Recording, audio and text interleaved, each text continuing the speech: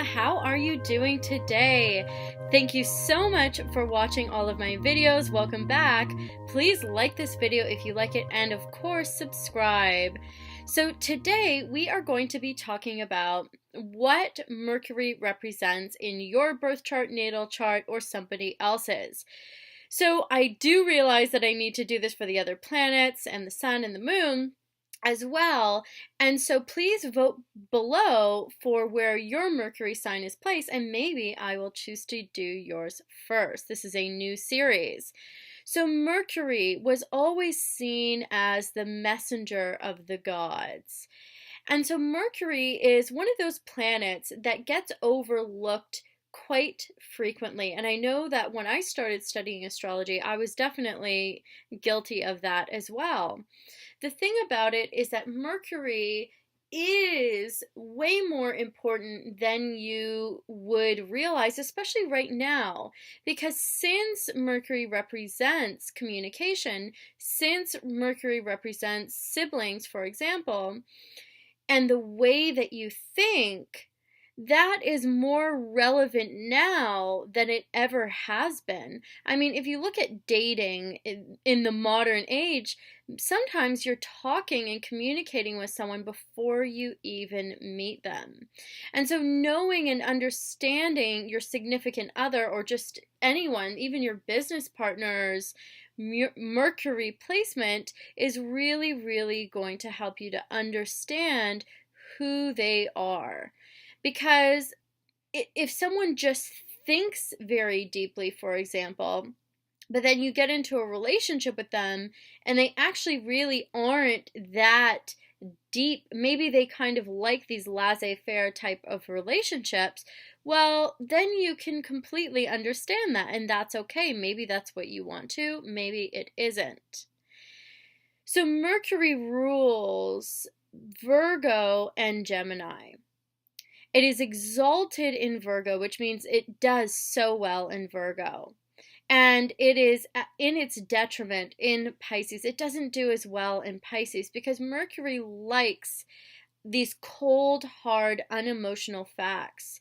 So Mercury, again, is the way that you think. The moon is your mind, your emotions, and everything like that, whereas Mercury is really detached from this emotion, from this emotional way of being. The other thing is that if you look at the caduceus that is represented in a lot of these statues of Mercury or Hermes, it is these two serpents.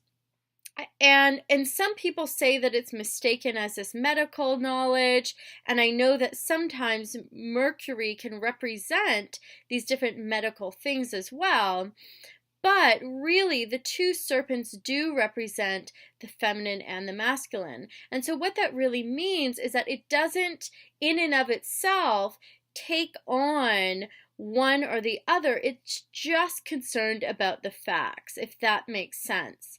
It also therefore is connected to the third house and the sixth house, of course, Gemini and Virgo. And looking at this and understanding the way that you or somebody thinks really is such a great insight into how you communicate, how you are best able to represent yourself, especially if you're an entrepreneur or if you work in a setting where you do need to communicate a lot. It will show you how to create a common ground with people. In a way, it will almost show you the type of people that you communicate well with. So instead of trying to be something different, let's say you have your Mercury in Sagittarius. Instead of trying to be, straight to the facts, unless you have something else going on in your chart, just roll with the fact, just go with the fact that you love talking about these spiritual things. You always like talking about the up here versus the down here, for example. And when you understand that, hi, that was Nala. When you understand that, then you can really step into your actual gifts and utilize that, especially to make money or to woo somebody, you know, to use that. But I would think in that courting sense, you also want to look at them and what they would feel enticed by, what kind of communication they'd feel enticed by before you get into the deeper realms of the relationship. Also, in long-term compatibility, Mercury is really, really important because Mercury is you like the person. It's hobbies that you know you might like to do together. And if you really don't enjoy talking to the person that you're in a long-term union with, obviously the chances of it being successful are not going to be very high because maybe you have this deep passion, but we all know that after some time, you know, that with the ebbs and the flow of any normal relationship, you need to be friends with the person as well, especially as time goes by. Now Liz back, you guys. She's very interested in Mercury, as you can see. So, anyways, I'm curious, where is Mercury placed in your natal chart? Do you have a crush on somebody whose Mercury is placed somewhere else? And how do you like to communicate? How do you think? And how do you problem solve? So let me know, and whether it's day or night, you know I love you, I love you, I love you. Also, make sure that you enter the contest.